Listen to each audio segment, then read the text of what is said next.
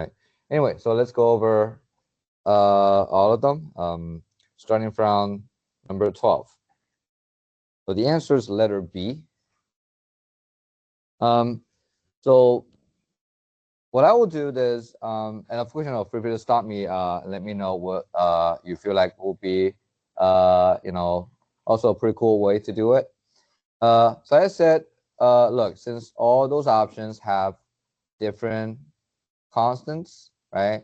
So is there a way we can track just the constants, right? Without expanding, a lot of things that are not necessary? You could. Just think about if you were to expand the perfect square trinomial, you know that you're going to be squaring the constant 11, right? That's the only constant you're going to get from that expansion.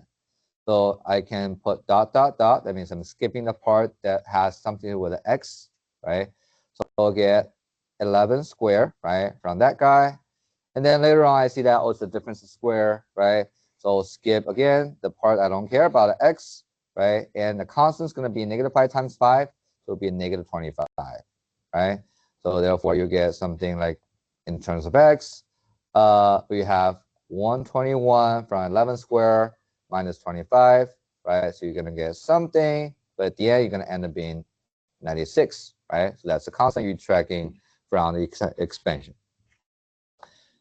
But if you find that kind of odd to work out on the constants where you just try to ignore those x's, what you can do is, can imagine that, hey, let's just evaluate this guy by setting x to 0, right? So that will just kill the x, right? So you don't even have to put dot, dot, dot anymore. It'll just be 11 squared, right, minus 25, right? So you're going to get 96. As you can see that letter B is the option with 0 for x, right? And the constant is the one you want.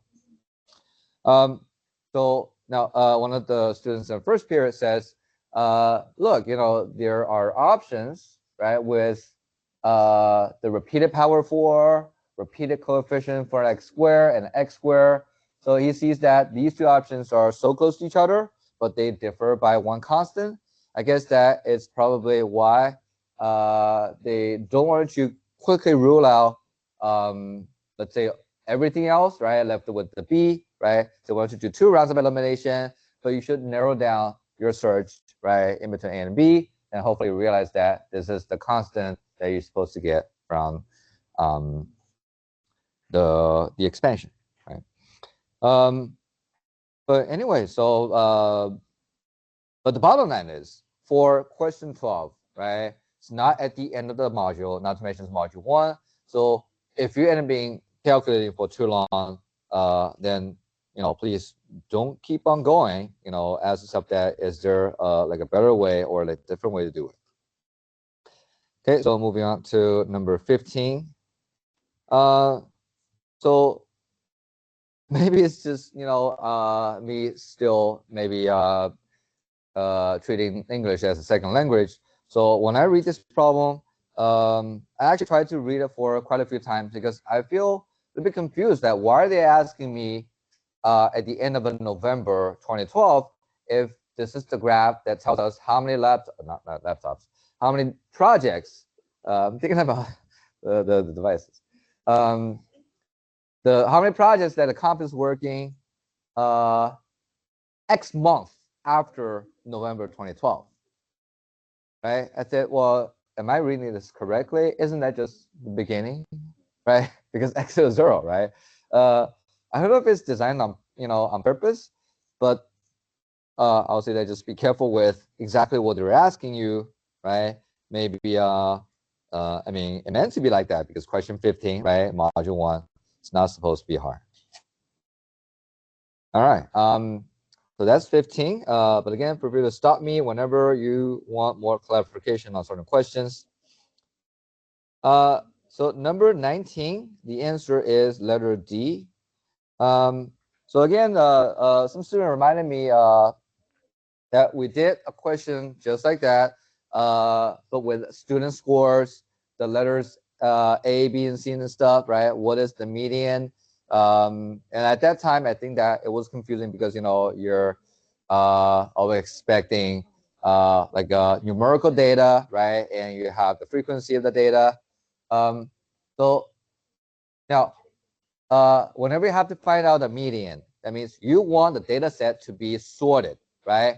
From low to high, high to low, but they will do that for you, right? So you just have to think, how many data points are there? We have in total 17 restaurants, right? So 17 data points. So if it's an odd number, you know that the median is going to appear right at the middle, right? It will be the 9th point, right? So then you go ahead and start from maybe the top, right? So that's from low to high. So you're going to see which range is the 9th highest, right? Oh, I mean, I guess it doesn't matter because you know it's the middle, right? It's like 50% lower than that median, 50% higher than the median. So the 9th, right? So you're getting 8 restaurants.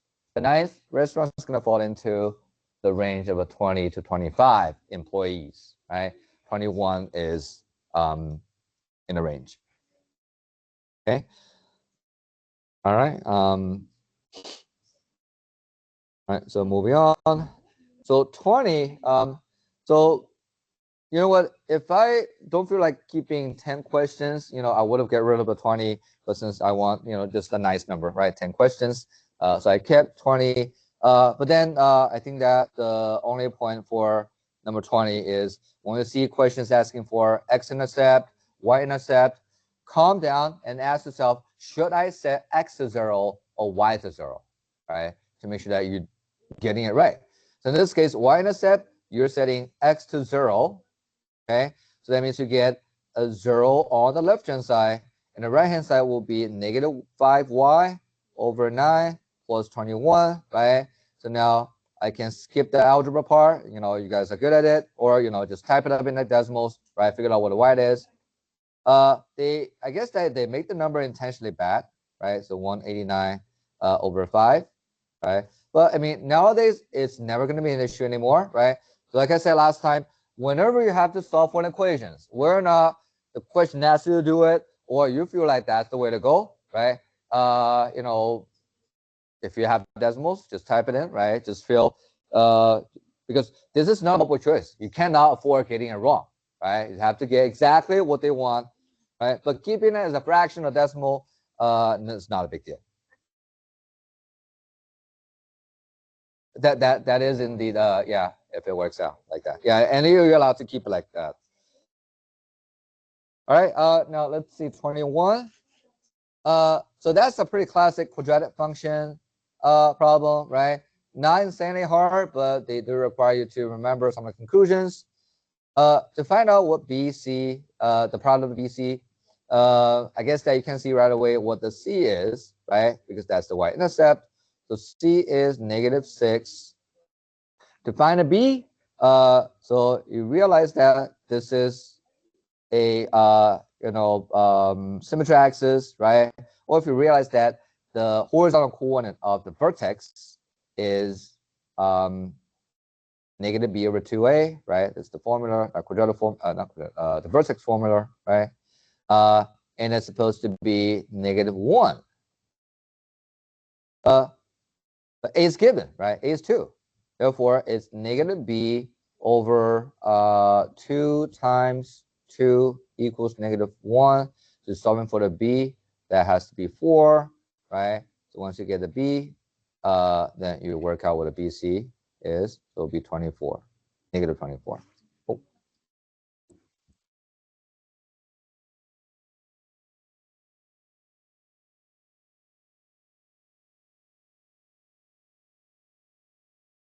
All right, not too bad for a quadratic function like that. Now, 21. I want to know like how you guys did that. So if you got it right, which is letter D, would you feel like sharing with us, you know, how you did that problem? Anyone? Max, go ahead.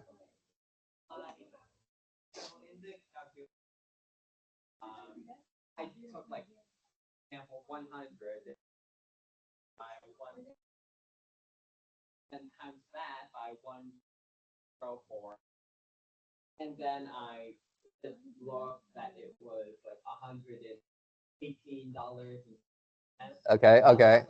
Okay, good. So now, yeah. So if you try to imagine, okay, how much does this person actually earn, right? If that bothers you, do what Max just did, right? So assuming it's $100, right?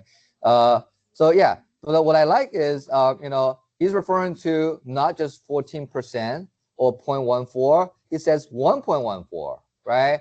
And 1.04, right? So this is how you should think, how the growth model, the discounted thing, right?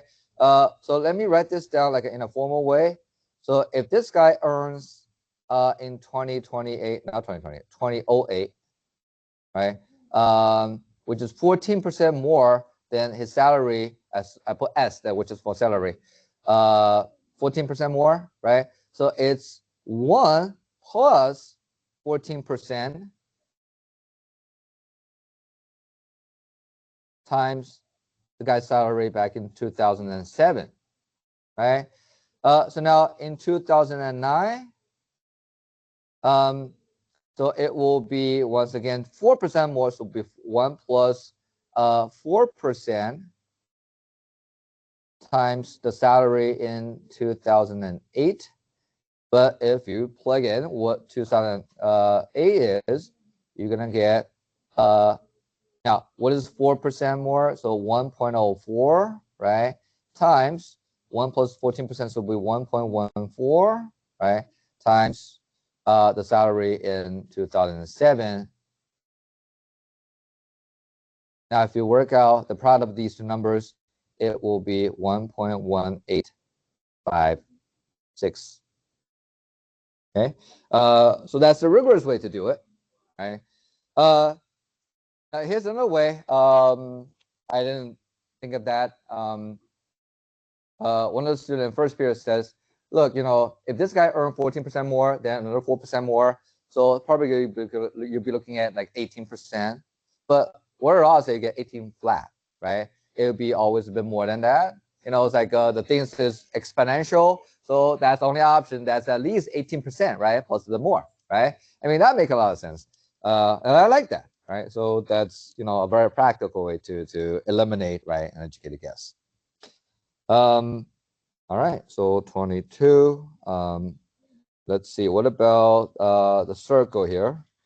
So the answer is letter A. And what you do is you realize that the center was at -2 comma 0, but you shifted it down by 6 units. So we'll be looking at -2 comma -6. And a radius was not 9, right? It's the square root 9, which is 3, and it gets double, so it'll be 6. Remind yourself that the standard equation for the circle is x minus h squared plus y minus k squared equals to r. And therefore, this, right? It's x plus 2 squared y plus 6 squared, which will be 6 squared, which is 36, right? Now, the reason why they're showing you a 4 in front of 9 is since you're squaring the radius, right? Put it on the right-hand side of the equation, doubling the radius. So when you have the r squared, you're going to have to make a quadruple, right? No big deal. If you see 36, then, you should get it anyway. All right, so that's 23. Go ahead.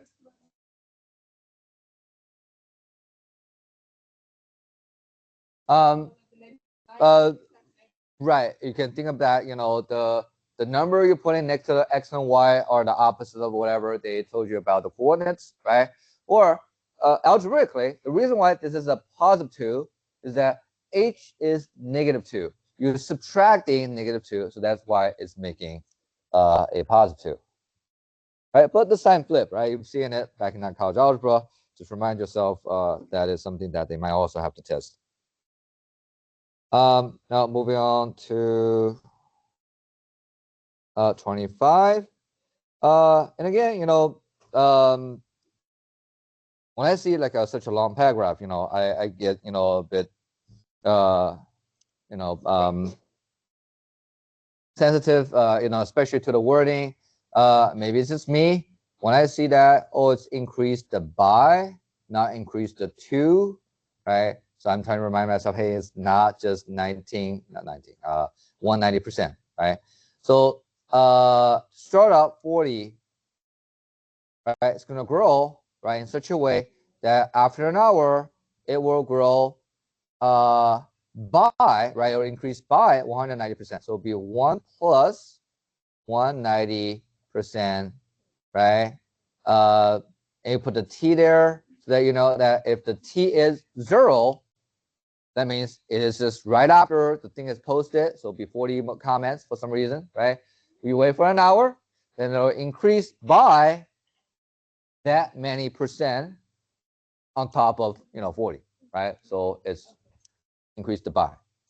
But if it say increase the to 190%, so you know that after an hour it will be 40 times 190%, right?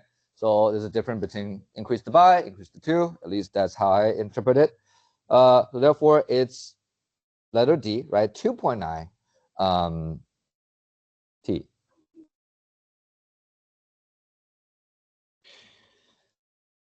Now the next question, 26, is kind of bad because I don't see any better way to do it.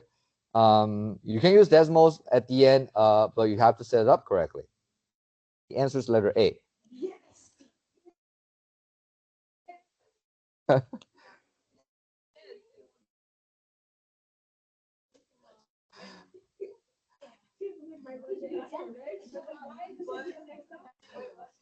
Don't use too much of your luck at this point.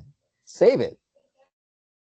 The more you guess and get it right, then it's just like winning a lottery, right? Wait until the moment.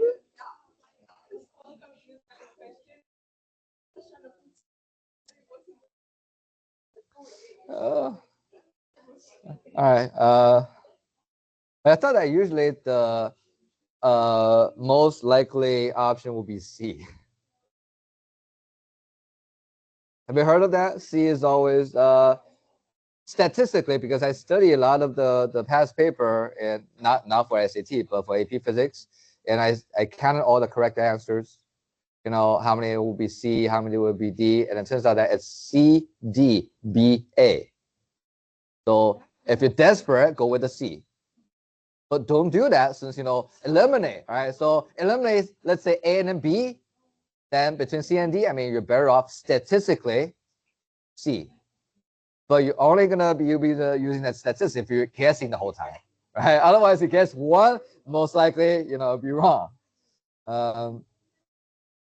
And sometimes I say that, if it's 50-50, whatever you think might be right, it's wrong. Try another one. Because the thing is, psychologically, you tend to believe, because the thing is, you've guessed. That means you didn't understand it very well, right? Whatever leads you to the educated guess might be wrong, since you didn't understand in the first place. But anyway, so it actually happened to me because, it does happen all the time when I eliminate, especially not in math. When I learned English back in high school, they asked us to do all those kind of grammar questions. To us, like, why? I mean, it doesn't make sense. All those rules, all those irregular verbs and stuff, right? So I had to eliminate 2 options, which is kind of easy. When it's down to 2 options, I always get it wrong. So how unlucky I am. So it's 50-50, right? Well, it turns out that, when I follow my instinct, and the one I always pick tend to be the wrong one. Okay. Anyway, now, to do this, since f of x is a linear function, right? So if you want to solve for it, turns out that you have something that tells you what f of x might, be constructed, right, in terms of a g of x. So if you rewrite this equation, right, isolating f of x, so it'll be g of x times x plus 3. So then you're going to use those data, right? So let's say plug in the first pair. When x is negative 27, f of negative 27 is equal to g evaluated at negative 27 will be 3. times, now x negative 27, right, plus 3, this is negative 24. It works out as negative 72. So you try one more pair. But the second pair is kind of nice, right? Because if I evaluate the function at negative 9, it will just be a 0 since g is 0, right? Times anything is going to be 0. So now that's a question asking you, hey, what is f of x, which is going to be mx plus b, right? But you want to find out what the b is. If there are 2 points on it, one is negative 27, comma, negative 72, right? And the other point is negative 9, comma, 0, right? That's the question. Find out what the linear, what the y-intercept is. And I thought I had to do it by hand. Then a student told me, you can actually now do a data chart in decimals and do the linear regression, find out what the intercept is. That's kind of cool because, you know, I knew that's enough. There's a function for Microsoft spreadsheet, right, or Google Sheet. Didn't know that now they have that, you know, in decimals. Maybe they had it the whole time, but just didn't realize. All right, so I guess I have. Go ahead. All right, so last one.